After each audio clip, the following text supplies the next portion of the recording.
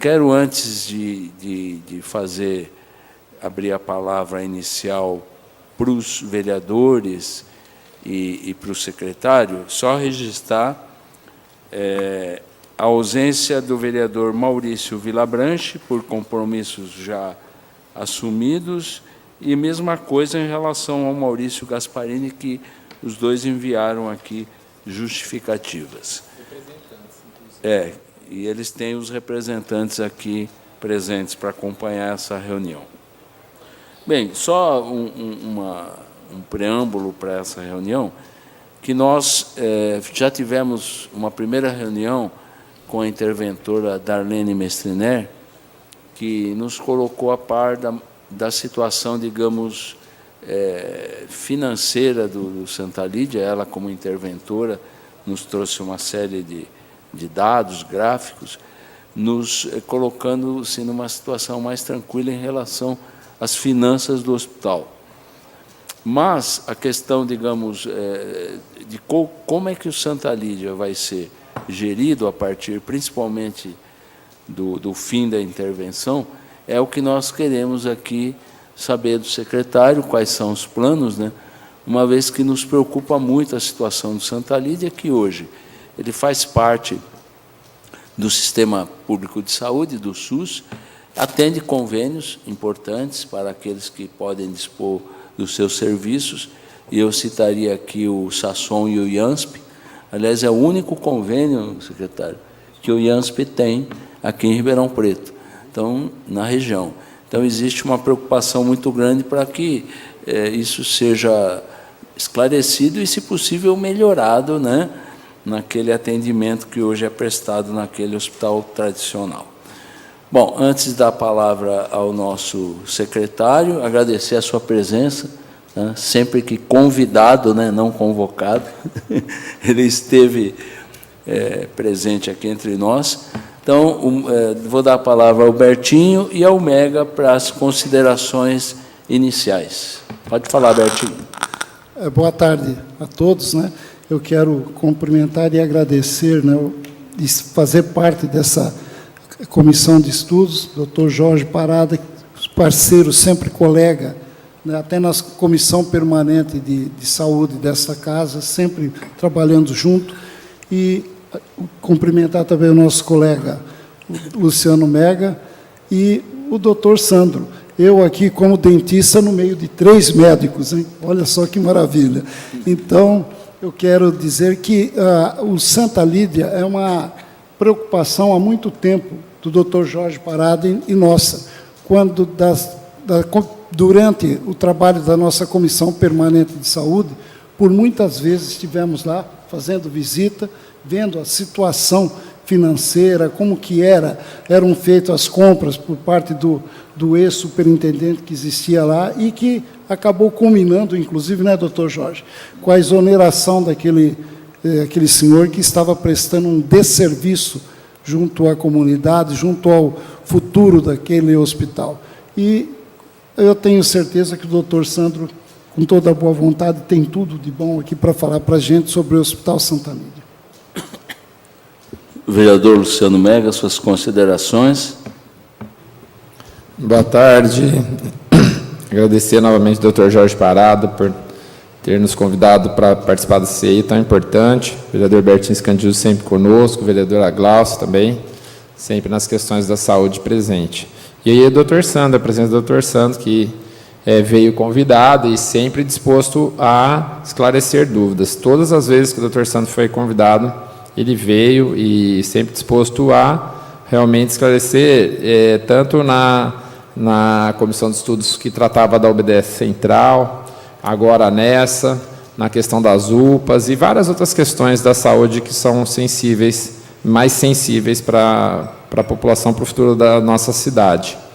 Com relação à fundação, o Hospital Santa Lídia, foi muito bem lembrado pelo Dr. Jorge que nós temos a Fundação Santa Lídia, que ela é maior, então, que o Hospital Santa Lídia. Eu acho que essa é uma das coisas para ser discutida, né? Qual o papel, quem será o funcionário que trabalhará no Hospital Santa Lídia? Ele será um funcionário público municipal, ele será de uma OS, né, de uma organização social, no caso de uma OSS, uma organização social da saúde, essa organização social, uma vez, se for concluído que é o melhor caminho, esses funcionários trabalharão somente no Hospital Santa Lídia, eles continuarão trabalhando em unidades de pronto atendimento. Eu não sei se a população é isso que é melhor para Ribeirão, se é isso que a nossa população quer. Essa é uma questão. Então, quem vai ser esse funcionário do Hospital Santa Lídia? Uma outra questão é qual a função do hospital na questão saúde mesmo.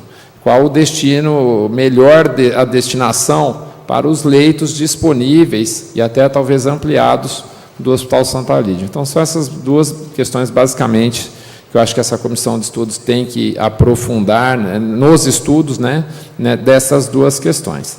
A questão do que ocorreu depois que o hospital passou para a prefeitura, que foi um crescimento da dívida, não é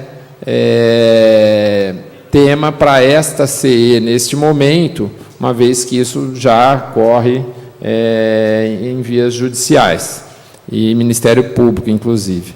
Mas nós estamos praticamente no começo da CE, né, doutor Jorge? E então vamos ver o que o doutor Sandro tem a nos dizer sobre o futuro do Hospital Santa Lídia. Obrigado. Gostaria, então, de passar a palavra ao doutor Sandro e lembrar que essa comissão também, colegas vereadores, não será uma comissão longa, porque acho que as pessoas fundamentais aí no esclarecimento e nas propostas foram ouvidas já, que é a interventora, que foi a Darlene, e agora o secretário que responde pela política pública da atual administração. Então, eventualmente, se houver necessidade, lógico, vamos ouvir outras pessoas, né? Isso nós vamos analisar posteriormente, mas, para não perder muito tempo, passo já a palavra ao doutor Sandro Scarpellini. Boa tarde a todos. Mais uma vez eu agradeço a oportunidade, o convite de estar aqui, doutor Parada, doutor Luciano, vereador Bertinho. Eu acho que é muito oportuna essa comissão para a gente discutir. Nós, desde o começo do ano, nós fizemos algumas discussões dentro da secretaria, e como o hospital está sob intervenção, já completando aí 3 anos, então a gente ainda não tem a administração disponível para o município. Mas, logo de imediato, vou deixar bem claro para o pessoal que veio aqui, para os vereadores, para a Câmara, para a população, que o Hospital Santa Lídia, ele é fundamental, indispensável hoje no nosso sistema de saúde, não só da cidade de Ribeirão Preto, mas também regionalmente. Então, nós estamos com uma carência muito grande de leitos hospitalares e o Hospital Santa Lídia, nessa conjuntura, a gente não pode nem imaginar qualquer possibilidade que não seja a manutenção do hospital. Só lembrando que no despacho da juíza, 3 anos atrás, ela deixa em aberto realmente a intervenção tinha a tarefa de analisar o hospital e, se fosse necessário, propor o fechamento do hospital. Mas a gente tem que distinguir 2 coisas. Uma coisa é o Hospital Santa Lídia e outra coisa é a Fundação Santa Lídia, como o doutor Luciano falou. Então, estou falando do hospital. O hospital tem, hoje, leitos de terapia intensiva adultos, fundamentais para o sistema, leitos de terapia intensiva de crianças, também fundamental para o sistema, leitos de enfermaria, tem serviço de ortopedia. Nós já temos lá cerca de 30 leitos que são chamados leitos retaguarda e habilitados pelo Ministério para funcionar como isso.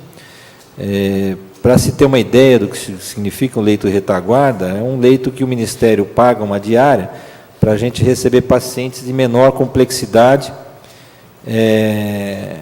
que eventualmente estão internados num hospital de alta complexidade, mas já passada a fase mais crítica do paciente, ele precisa de mais 4, 5, 6 dias de internação só tomando um antibiótico na veia, então ele vai para um hospital de menor complexidade, portanto menos custoso, e abre vaga naquele hospital de alta complexidade, de referência para casos mais graves. Então, isso tem que ficar bem claro. O Hospital Santa Lídia sempre foi importante para Ribeirão Preto e talvez ele hoje seja muito mais importante do que ele tenha sido na história toda dele.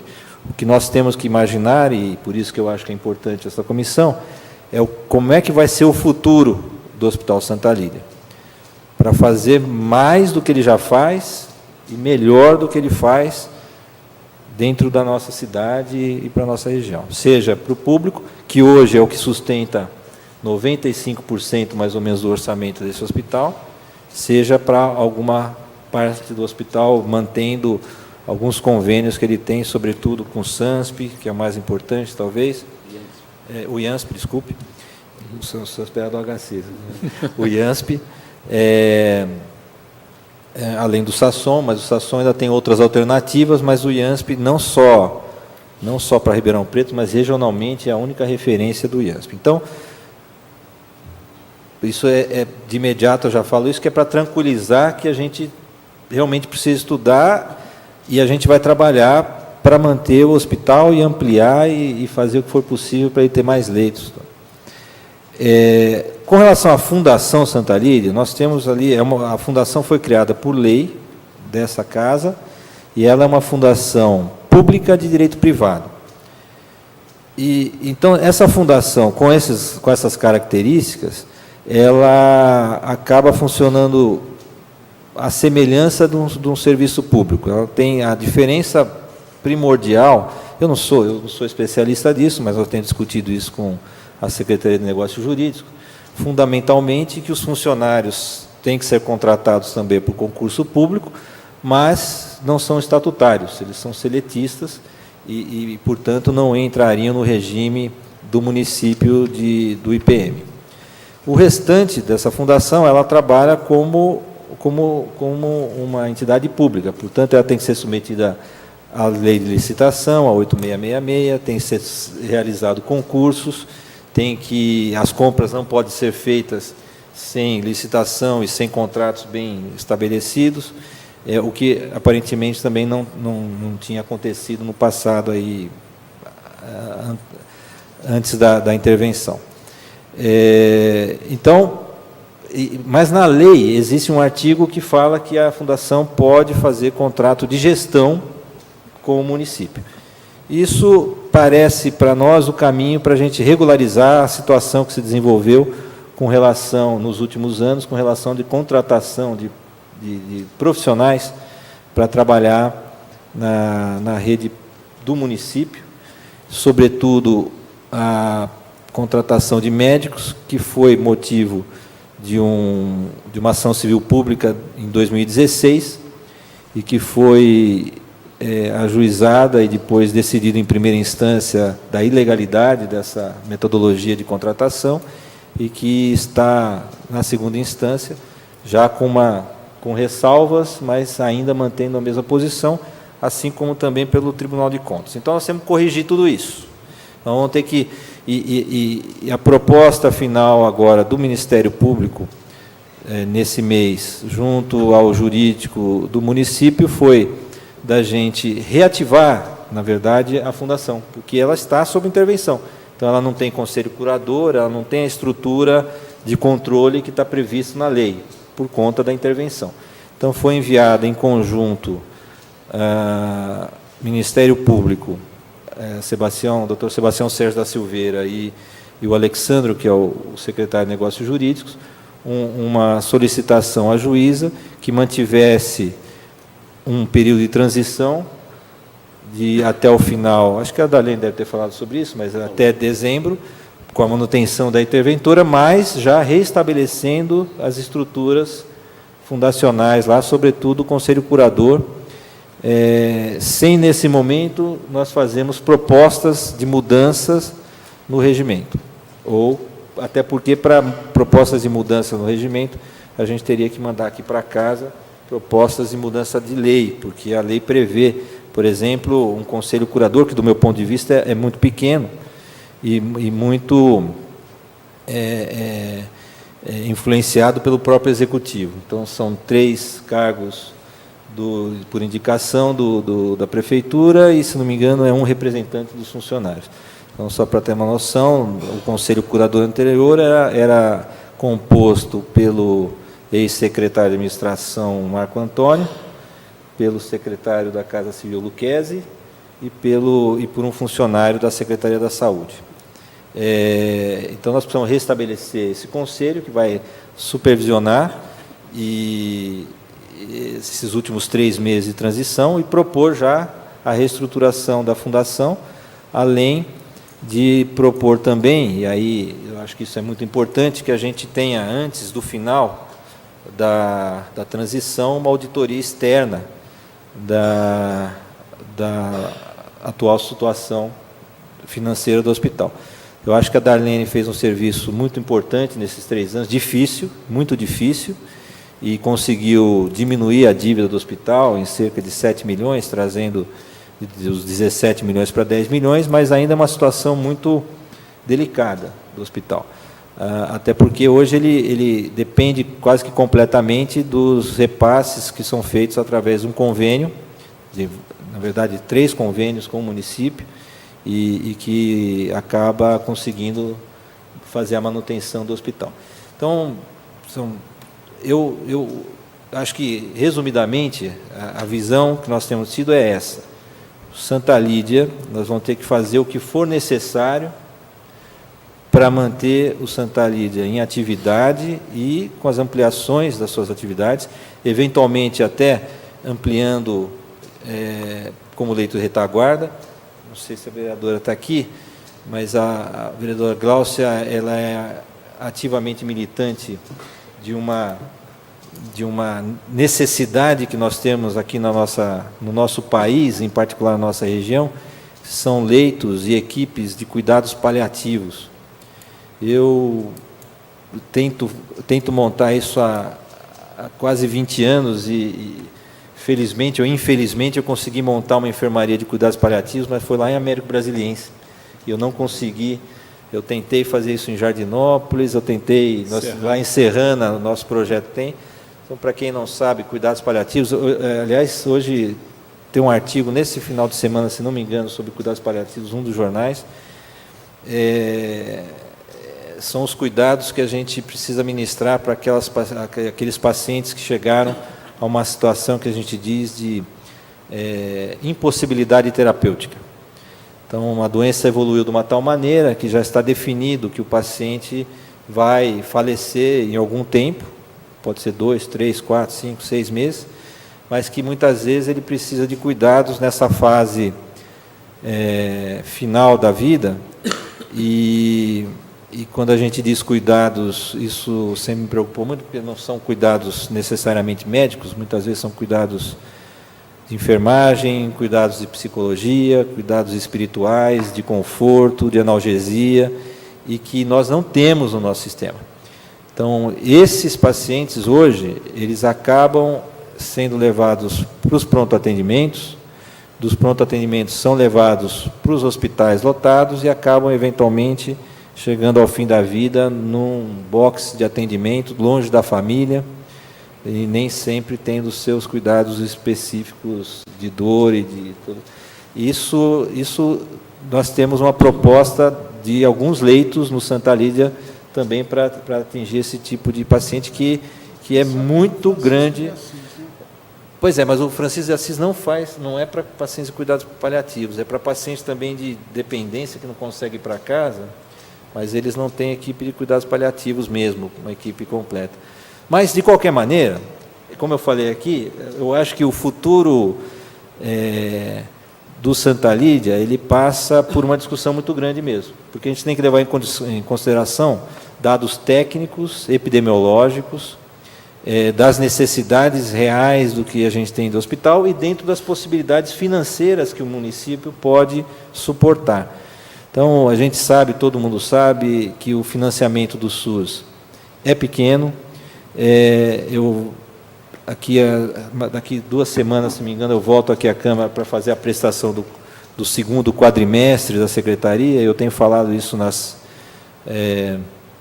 nas nossas prestações de contas, que quando a gente fala assim que o município coloca de 27%, às vezes 28%, 30% em saúde, com relação ao orçamento total. Quando a gente pega o orçamento da saúde, o Ministério da Saúde e outros financiadores colocam 25% a 30%. Os outros 70% quem coloca é o Tesouro do município. Então, daqueles 500 milhões e tal que está no orçamento da saúde, 350, 360 é do Tesouro do município. O restante é do SUS, vindo do Ministério da Saúde ou do Estado. Tal. Então, é brutal o encargo que a gente tem para o próprio município com relação à saúde, é brutal. A gente está acima do que a lei exige, praticamente todos os municípios estão, o nosso município há 30 anos está acima do que... Na verdade, nosso município precedeu a PEC, né, que a emenda constitucional que foi depois instituída e que definia a porcentagem para cada ente da federação. E isso compõe o orçamento do Hospital Santa Lídia. Então, o Hospital Santa Lídia, hoje, ele vive da produção dele, que o SUS repassa, e de uma complementação do município.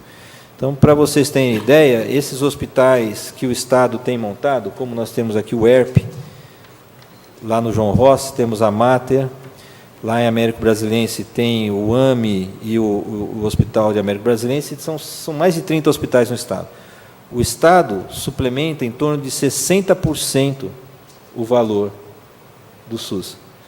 Então, para vocês terem uma ideia, se o paciente gastou R$1.000, R$400 vem do governo federal e 600 vem do Estado quando o paciente é atendido naqueles hospitais. E diferentemente da própria Santa Casa e da Beneficência Portuguesa, o Santa Lídia, infelizmente, nesses anos, perdeu um pouco do poder de competição do ponto de vista de medicina privada, o que acaba suplementando e auxiliando a Santa Casa a aguentar essa diferença do que o SUS paga e do que é necessário para tocar o hospital. Nos 3 hospitais, o município suplementa, mas ele suplementa em cima de produção. Então, quando a produção ultrapassa o teto que é previsto pelo Ministério, muitas vezes a gente paga o hospital administrativamente. E o Santa Lídia também é assim, só que a dependência do Santa Lídia hoje é maior, porque ele não, praticamente, como eu falei, tem a fonte de renda do IANSP, que é o maior convênio que tem usado, o hospital, e isso tem sido pequeno perto dos gastos que o hospital tem. Então, isso é um problema financeiro que vai ter que ser tocado e, eventualmente, até pode influenciar nessas decisões. Quer dizer, uma vez me falaram que se aventou a possibilidade de fazer cirurgia cardíaca no Santa Lídia. Isso eu posso garantir para vocês que é impossível de se fazer. Porque cirurgia cardíaca é uma atividade altamente cara, cujo repasse do Ministério não faz cobertura. Então, isso daí, uma atividade desse tipo, o município não conseguiria suplementar as necessidades do hospital. Então, a gente tem que buscar, dentro da epidemiologia, das necessidades do município, da capacidade de suplementação do município, aquilo que pudesse ser uma linha de investimento dentro do Santa Lídia. Como eu disse, sem deixar de fazer o que ele já faz. Porque hoje nós não vivemos sem essa terapia intensiva, adulto infantil, sem o que se faz de ortopedia lá, a gente não consegue sobreviver.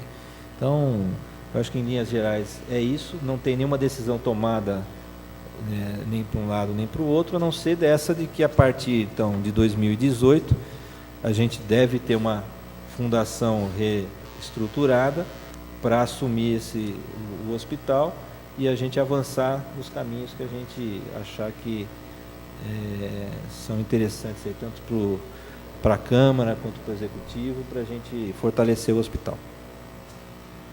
Estou disposto, estou aberto aqui também a outras dúvidas. Eu vou, sim, num primeiro momento, abrir a palavra de novo aos vereadores, né, mas fica à disposição também. Quero registrar a presença do nosso vereador Nelson das Placas e a todos aqueles que estiverem no plenário, quiserem fazer pergunta, também nós vamos franquear a palavra. Antes de fazer as minhas questões, gostaria de abrir a palavra para o Mega e para o Bertinho. Eu prefiro, pode passar, Bertinho. Eu prefiro Bertinho em primeiro lugar. Não, eu estive numa reunião com o Dr. Sandro, com alguns membros do Hospital Santa Lídia, lá no Ministério Público. E lá ficou comentado, doutor Sandro, que tem uma área que, pelo que eu entendi, que para se tornar um hospital de retaguarda, há necessidade de algumas reformas, algumas adequações naquele hospital, inclusive áreas que parece que estão sem utilidade hoje, não estão sendo usadas e que precisariam ser adequadas para que o hospital se tornasse um hospital de retaguarda. Essas providências já antecipadamente já poderiam ter sido tomadas, doutor? Como eu falei, só uma coisa, talvez a gente não devesse se referir ao Santa Lídia como um hospital de retaguarda. Talvez isso traga para o futuro algum estigma para o hospital, né? Hoje em dia o pessoal que lida com cuidados paliativos, eles tomam muito cuidado, porque quem é um pouquinho mais velho aqui vai lembrar, na época que o ministro da Saúde era o professor Adíbio Jatene, de um hospital no Rio de Janeiro que chamava Santa Genoveva, que era um hospital que, quando se descobriu, ele era muito mais um depositário de pessoas lá no fim da vida do que realmente um hospital. Então, talvez a gente não devesse...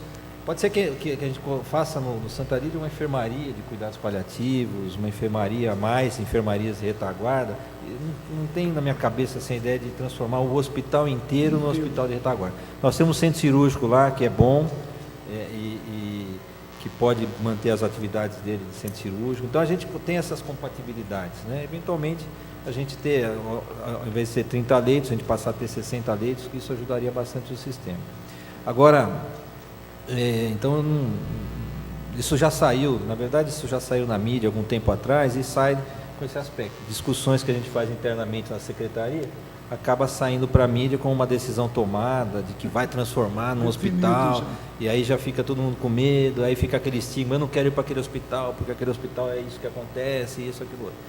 Então, só uma ressalva, acho que talvez isso está em aberto, como está em aberto, o hospital hoje ele vive de um orçamento que a muito custo a interventora conseguiu fazer a sobrevivência do hospital e amortizar parte da dívida, que ainda é grande. 10 milhões, o hospital, isso daí é quase que, vou fazer a conta de cabeça aqui, mas vai dar quase 25% do orçamento anual do hospital. 20% a 25%. Então a dívida é muito grande ainda. Então eles estão sem poder de investimento. Então as reformas que ela conseguiu fazer foram as reformas, algumas pequenas, mexeu alguma coisa no centro cirúrgico, mas não tem tido muita sobra financeira para fazer adaptações no hospital. Existem áreas que podem ser adaptadas. Eles tinham a intenção até de ampliar leito de terapia intensiva, para poder abrigar um pouco mais o paciente lá. Mas também faltam essas verbas, e o município, da maneira que a gente pegou a Secretaria da Saúde com uma dívida de 50 milhões em janeiro, também não está com poder. Eu tentei encaixar o Santa Lídia, como eu consegui encaixar o Santa Lídia, a Santa Casa e a Benê, em algumas emendas parlamentares, mas o Santa Lídia, com essas dívidas todas, inadimplência e outras dívidas, mas ela não estava com a documentação em dia para poder preencher. Não, nós nem colocamos, porque a gente ia acabar perdendo. Então eu acabei direcionando mais para os outros dois filantrópicos, para poder a gente não correr o risco de ganhar a emenda e depois não poder executar, porque o hospital não está com cadastro. Então nós temos muito trabalho administrativo pela frente, né? Porque se não se paga o INSS no momento certo, depois a gente não consegue nem mesmo executar uma emenda parlamentar. Então eles estão com pouco poder. Ela fez algumas mudanças, laboratório. Eu fui acho que umas 4 ou 5 vezes já no Santa Lídia, apesar dele estar sob intervenção. tem uma parte no térreo que poderia ser usado como ambulatório, então algumas coisas assim, mas não teve grandes reformas. Bom, com relação, como eu disse inicialmente, nós temos duas questões maiores nesse momento, né, para decidirmos. A questão do funcionário, bom, então a primeira questão, na verdade, já foi respondida. Nós precisamos do Hospital Santa Lídia? Sim, precisamos, né? Essa já foi. Por isso que eu falei só em duas questões, porque a terceira, que seria essa, se a cidade precisa, ou a região precisa do hospital, é claro que precisa. Então, das duas outras questões, a primeira, fica mais claro para mim que nós precisamos, né, a cidade precisa de leitos de retaguarda, precisa de leitos de UTI adulto, isso é claro, em todos os hospitais nós vamos, a carência de leitos de UTI adulto é grande, então pacientes entubados, pacientes que precisam de monitorização, de cuidados intensivos, né, que nós chamamos, fora de UTI. Então isso é uma coisa muito grave, né, o paciente com risco de morte iminente tem que estar dentro de uma UTI. Então os leitos de retaguarda são importantes, os leitos de UTI adulto, como estou dizendo agora, são importantes, os leitos de UTI neonatal são um problema para a nossa região, não só para o município. Então nós só temos de alta complexidade a UTI neonatal do HC Campos, um pouquinho a Mater faz alguma coisa de menor complexidade, e o próprio Santa Lídia também. Então precisamos de leitos de UTI neonatal e, por fim, os cuidados paliativos também, né? Eu também, assim como a vereadora Glaucia, também trabalho bastante com a questão dos cuidados paliativos, trabalho com atenção domiciliar, o Dr. Jorge Parada sabe também, e o HC tem grupos fortes de cuidados paliativos, inclusive o pessoal da terapia ocupacional, não só da medicina, como o Dr. Sandro falou. Então, os cuidados paliativos não são só médicos, enfermeiros, mas vários outros profissionais necessários para trabalhar, então uma equipe multiprofissional completa, para fazer esse cuidado adequado. Então, né, com relação aos leitos, acho que ficamos nesses 4 grupos, prioritariamente. Tem ainda a questão da ortopedia para ser definido, já que é uma tradição do hospital atender também paciente de ortopedia, eu não sei como ficaria isso. Agora, a questão funcionário já é um pouco mais complexa. Eu acho que porque na questão, ainda na primeira questão, doutor Sandro, eu acho que os vereadores que não são da área da saúde talvez tenham um pouco mais de dificuldade, né, de definir, traçar, junto com a Secretaria da Saúde, obviamente, mas ajudar a traçar metas, né? Então, acho que isso vai ser realmente uma questão bem técnica da Secretaria e não vai ter tanto problema com relação à casa aqui de leis. Mas a questão funcionários, essa sim, é mais sensível. O Dr. Sandro citou alguns exemplos de casos exitosos, como o Hospital de Américo Brasiliense, o nosso hospital estadual aqui, que é um exemplo também, são 2 que eu conheço e que são realmente exemplos e reconhecidos pela população como importantes serviços de alta qualidade, até os AMES também. Mas nós temos também problemas com com organizações sociais. Aqui, doutor Jorge, nós temos num dos exemplares do jornal do Sindicato dos Médicos do Estado de São Paulo, eles trazem aqui algumas irregularidades e até fraudes em gestões de organizações sociais de saúde. Então, a gente tem que tomar muito cuidado, e isso eu não estou falando que é uma coisa ruim nem boa, eu só estou falando que tem bons exemplos e maus exemplos. Américo Brasiliense mesmo, se vocês lembrarem da história, talvez muitos não conheçam, começou como OS, que, se não me engano, o doutor Santos pode me corrigir depois, estava ligado à Faculdade de Medicina de Botucatu, e não deu certo. Tiveram que romper, alguma coisa nesse sentido, o contrato. Ficou bom depois que passou para uma outra OS, que é ligada à FAEPA, aqui do município de Ribeirão Preto. Então, a gente tem que tomar muito cuidado com essa questão das organizações sociais. E uma coisa que me preocupa também é que, quando veio um esboço de um projeto de organização social aqui para casa, ele não vinha só de organização social da área da saúde, mas envolvia até o vereador Bertin, se conseguir me lembrar, a vereadora Glaucia, o vereador Nelson e o próprio Dr. Jorge Parada, ele envolvia outras áreas, então cultura, assistência social, saúde e eu não me lembro se a educação estava junto, educação naquele momento não, mas talvez se desmembrasse isso, porque o problema da saúde, eu vou completar para não alongar muito e abrir para o público, mas na gestão, quando a gente fala de lei de responsabilidade fiscal, nós pensamos em contratação de funcionários e o município precisa contratar mais funcionários, por outro lado, vai esbarrar em algum momento no limite prudencial da lei de responsabilidade fiscal. Então, acho que a gente tem que considerar, sim, a questão da organização social.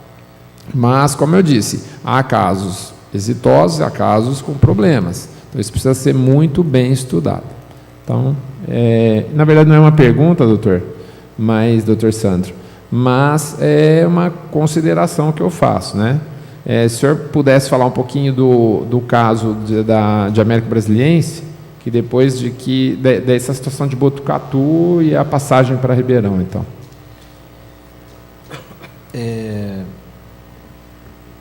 O próprio exemplo, você vê que o problema não é a organização social, né? O próprio exemplo da Fundação Santa Lídia, com o que aconteceu antes da intervenção, é um exemplo do que, às vezes, você terceiriza a administração e pode acontecer esse tipo de coisa. O que eu acho, genericamente, é que qualquer terceirização sem um órgão controlador é uma aventura.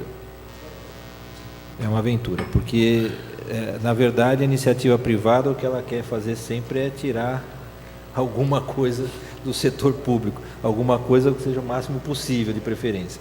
Então, você ter uma equipe de controle dentro da secretaria, como nós já temos, mais ampliada, que se a gente for para esse lado, que na verdade, vê bem, a gente precisa, às vezes a gente se preocupa com marcas e esquece algumas coisas. A saúde terceiriza desde sempre. Desde sempre, parte da Constituição previa e as leis que sucederam a organização do sistema de saúde prevêem. Como? Da seguinte maneira, ela diz o seguinte: o Estado tem a obrigação de fazer. Quando ele não tem estrutura suficiente, ele deve contratar fora, respeitando, em primeiro lugar, as entidades filantrópicas. E quando esse recurso acabar, através de contratação de empresas privadas no mercado. Está na lei. Está na lei. Então, o que a gente faz com a Santa Casa? A gente terceiriza a atenção terciária. O HC não é terceirizado, o Estado executa a atenção terciária. Como o HC não é suficiente, a gente sempre contratou a Santa Casa, a Beneficência Portuguesa, o próprio Santa Lídia. Mas e quando acabou isso? A gente contratou laboratório do Melo, laboratório de outros da cidade, porque não tinha recurso para fazer com o próprio. O problema é que, ao longo do tempo, a gente foi criando, dentro do Sistema Único de Saúde, um órgão controlador. Então, tudo que a Santa Casa produz, a gente audita, encaminha para o Ministério glosa e manda de volta. Glosa se tiver o que fazer, né? A gente lembra daquela época que começou essa organização, que saíam as notícias assim: cesárea feita no seu João Batista, né? Fazia cesárea em homem, fazia aquela desorganização do sistema. Então,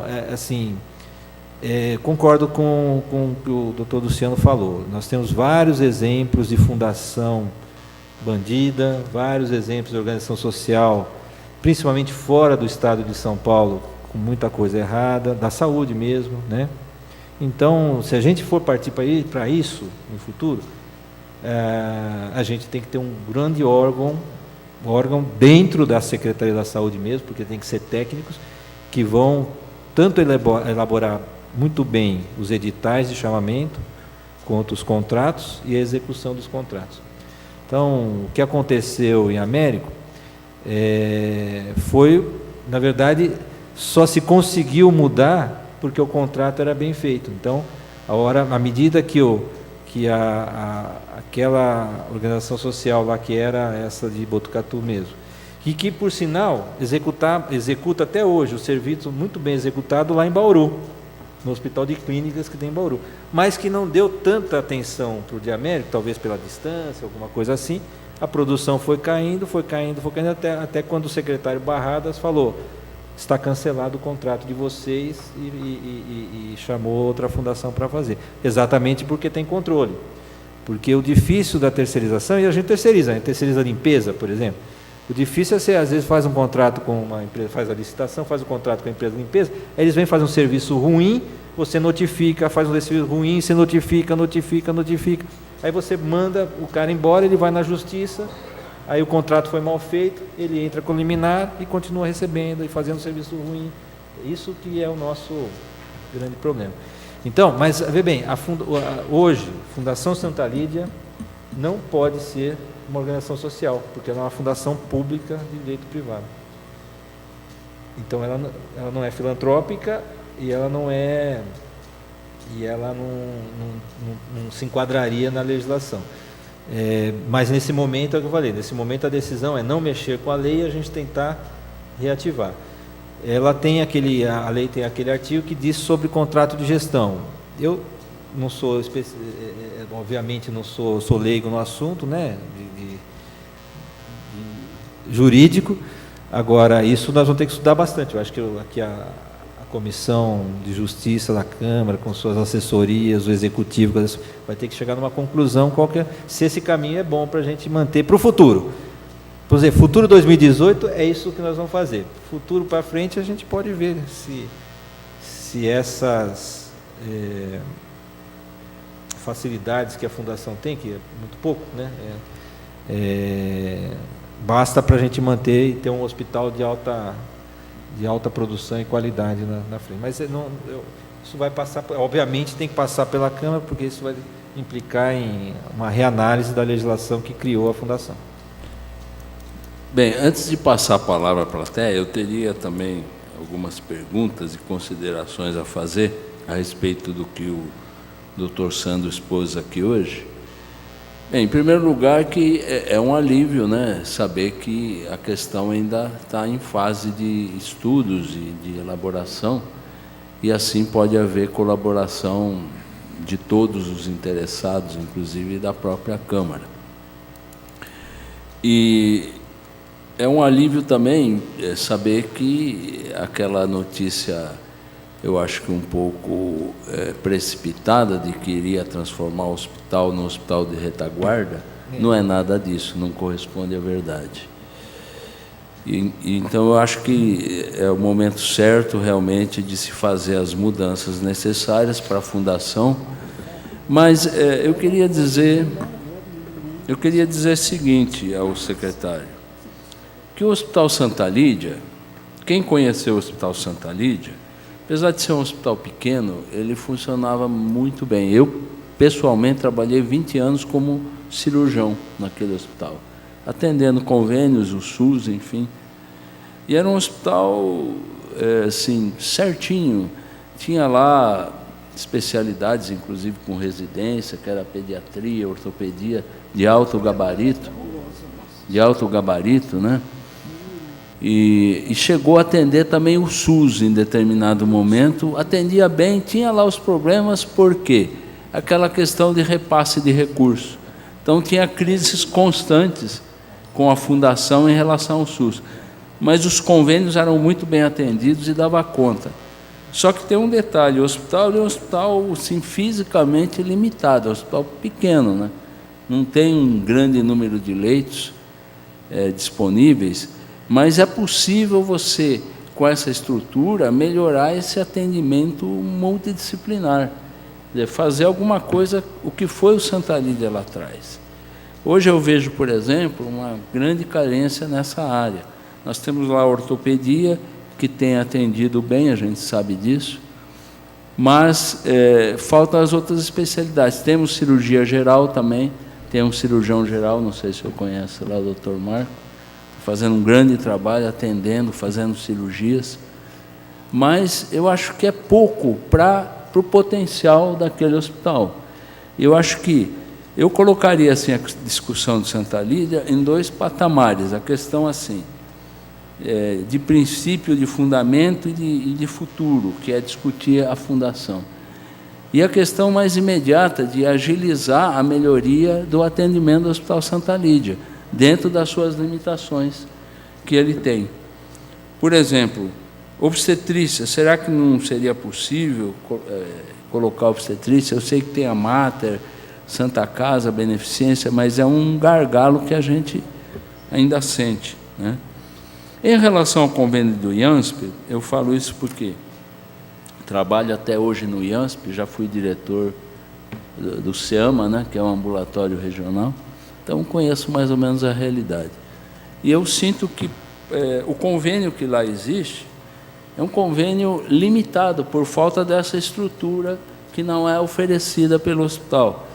Então, você tem lá, por exemplo, um teto financeiro com o IANSP, 300 mil. Poderia ser 500, 600. A questão do teto é de acordo com a demanda que é oferecida.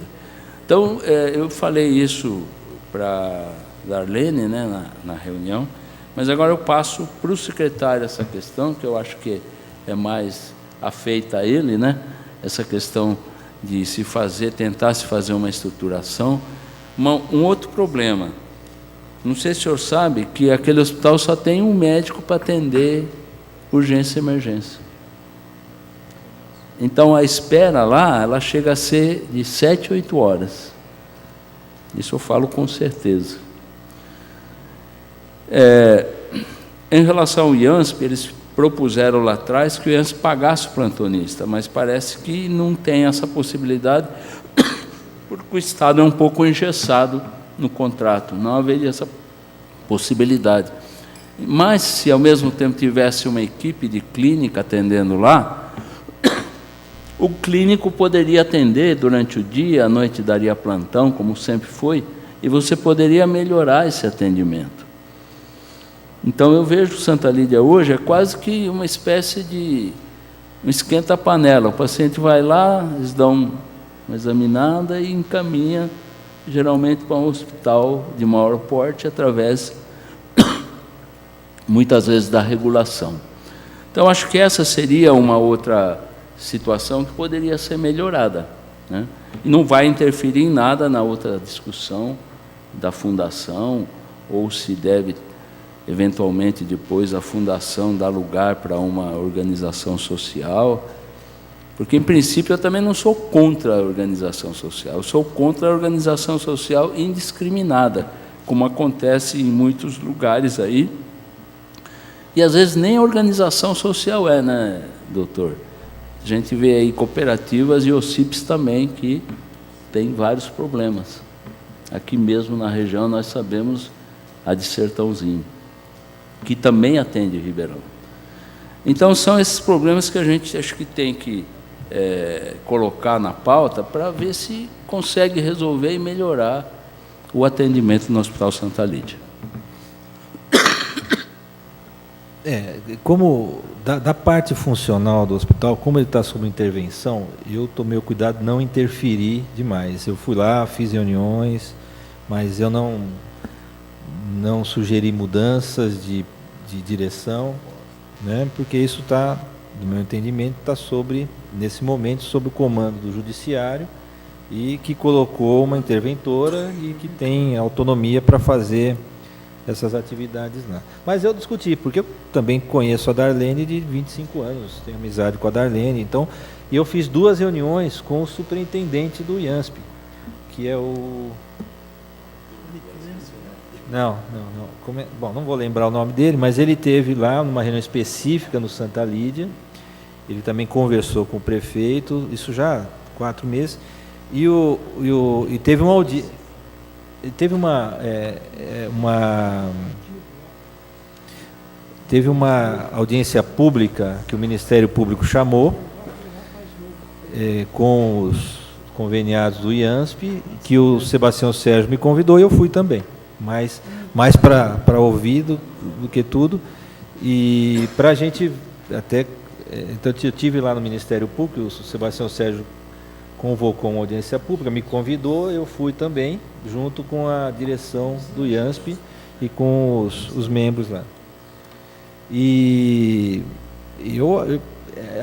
o grande problema hoje do Santa Lídia é que assim, eu não tenho, né, a Darlene não tem, eu não tenho autonomia de interferir, mas a Darlene também não tem, ela não tem fluxo de caixa suficiente para montar um serviço novo. Ela precisaria talvez de 2 ou 3 convênios que justificassem ou que conseguissem sustentar uma atividade nova. Então, o que eles têm feito lá, por exemplo, em relação à obstetrícia, é muito mais tentar estimular o credenciamento de médicos pelo IANSP e dando a preferência para que esse profissional leve a parturiente para o Santa Lídia para fazer e outras atividades assim. O difícil hoje é o Santa Lídia pegar e montar um serviço, né, para manter 24 horas uma equipe, porque ele vai ser deficitário. Então, só uma lembrança, doutor. Posso? Eu não vou falar muito, que tem que abrir. Numa conversa prévia com a Darlene, numa das reuniões que nós tivemos, ela disse que o IANSP tem um teto de 250 mil. Então, a questão é o IANSP, ele não passa desse teto. Se o hospital atender mais, ele não vai receber. Então, tem esse problema. Não sei se o senhor lembra que ela passou. Não, né? mas é isso que ele falou, que o doutor Parada falou, mas é que assim, depende se você oferecer mais serviços, você pode fazer um mix maior. Mas o IANSP, ele tem limitações e eles estão propondo modificações, pelo menos o que foi o que eles falaram lá, no próprio regimento do IANSP, que meio que engessa demais o IANSP, e tem tido dificuldade de eles aceitarem, de eles conseguirem convênios, exatamente porque... Mas tem uma mudança regimental que está sendo proposta há alguns anos, aí deve passar pela Assembleia Legislativa. Isso foi falado na... Só aproveitando o gancho, que essa questão, por exemplo, do atendimento de especialidades, criação de equipes, eu acho que tem que haver um trabalho assim, ativo de procura para se criar equipes, porque você tem lá profissionais que atendem lá um convênio, no caso IANSP, Sasson, não sei se tem outro convênio relevante lá. Se você estimula aquele profissional a atender, a internar e a operar lá, você vai ter essa possibilidade. Agora, se fica separado o atendimento engessado do hospital e o profissional do lado de lá sem ser utilizado, não vai ter a resolutividade necessária, que é o atendimento, que é a intervenção cirúrgica. Eu citei o caso desse médico, o Dr. Marcos, depois o senhor vai conhecer, porque ele foi uma iniciativa dele. Ele é um médico que ele é professor do curso da Estácio, né? COC, e ele fez um convênio com o IANSP, então ele opera todos os pacientes. Ele resolveu um problema grave nosso. Não tinha quem operava hérnia, vesícula, hemorroida, e ele está fazendo isso. Mas foi uma iniciativa dele. Eu acho que o Santa Lídia deveria ter, a direção, uma iniciativa nesse sentido, para poder incentivar e resolver esses problemas. É só essa observação que eu queria fazer. A palavra está aberta, né? A plateia, quem quiser fazer pergunta, está à disposição. Alguém quer? Magrão da Saúde.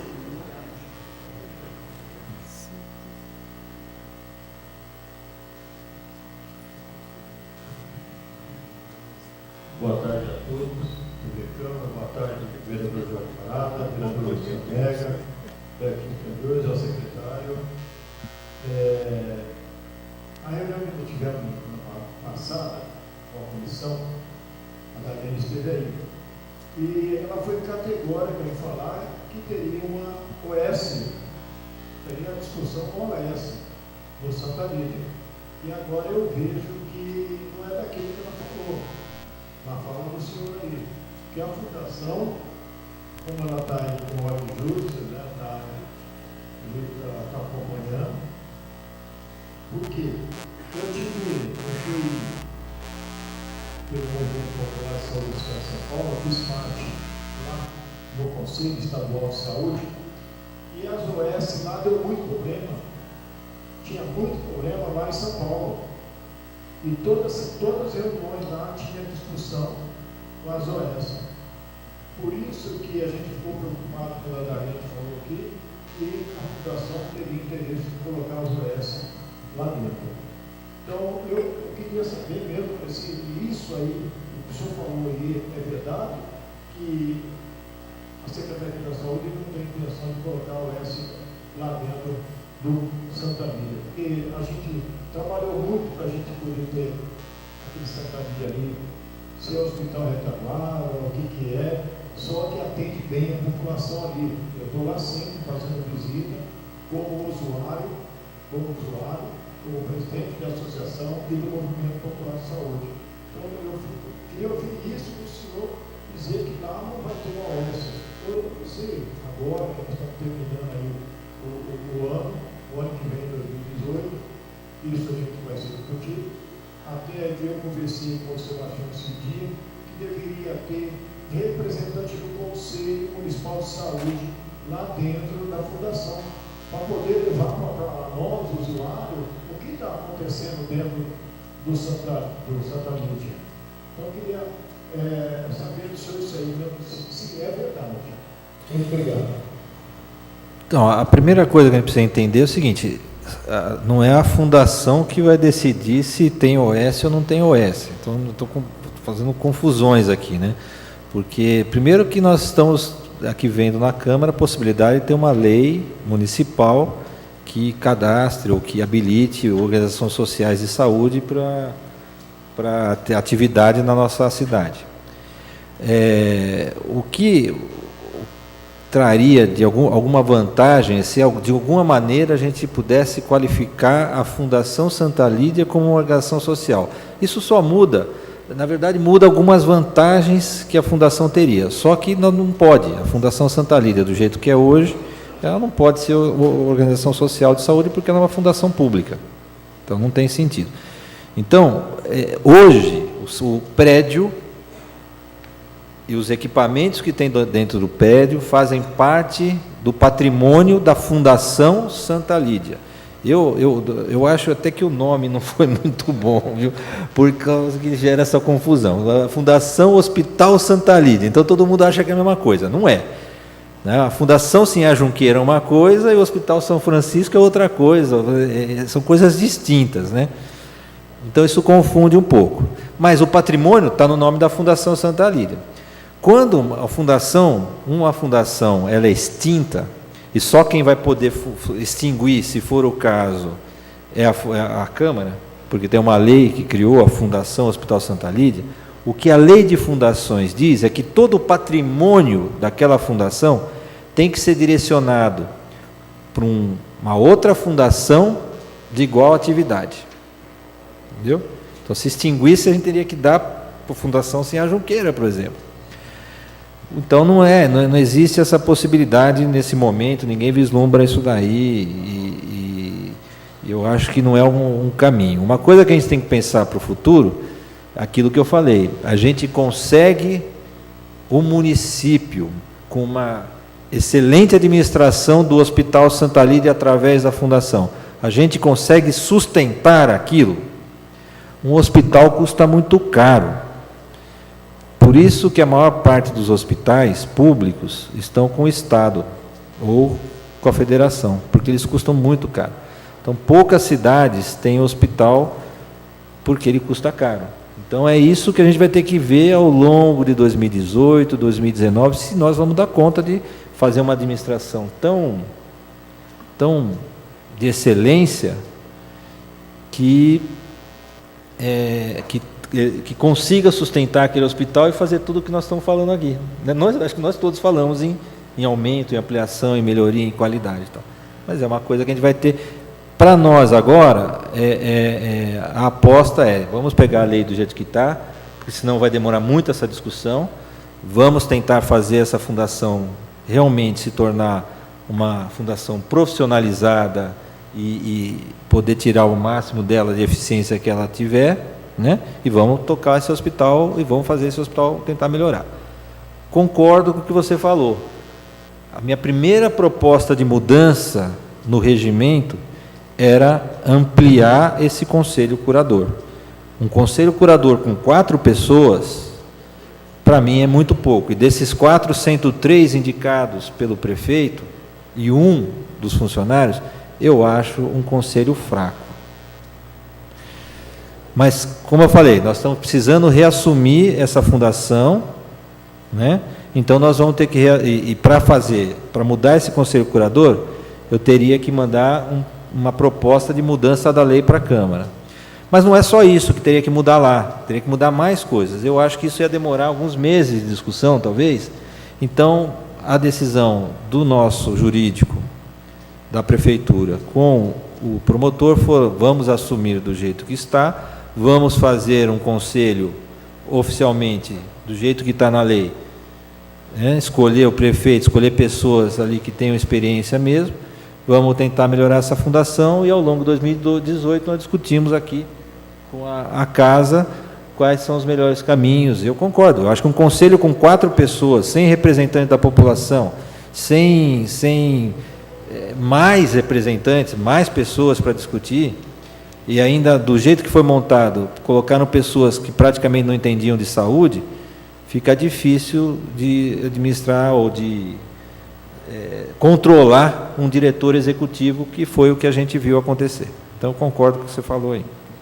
Bem, infelizmente nós chegamos no teto, que nós vamos ter uma reunião agora na Câmara, né? Reunião ordinária, mas eu acho que assim, foi muito importante esclarecer algumas dúvidas hoje, que o Sandro esclareceu muito bem. Muito importante saber que essa questão vai ser discutida e nós teremos oportunidade, não só nós, mas a comunidade como um todo, o Conselho Municipal de Saúde, as associações de bairro, enfim, a população poderá interferir nas decisões das mudanças que vierem a ocorrer aí na fundação. E realmente só da minha parte fazer um apelo, que tem algumas coisas que são menores e que não precisariam esperar tanto tempo, né? Exato, o Conselho Curador poder tocar essas demandas aí para melhorar o atendimento de imediato. Alguns gargalos que existem acho que podem ser resolvidos. Então, quero agradecer a presença dos vereadores, Nelson das Placas, Glaucia Berenice, Bertinho e o Mega, e principalmente ao secretário por ter vindo hoje nessa nossa reunião. Muito obrigado.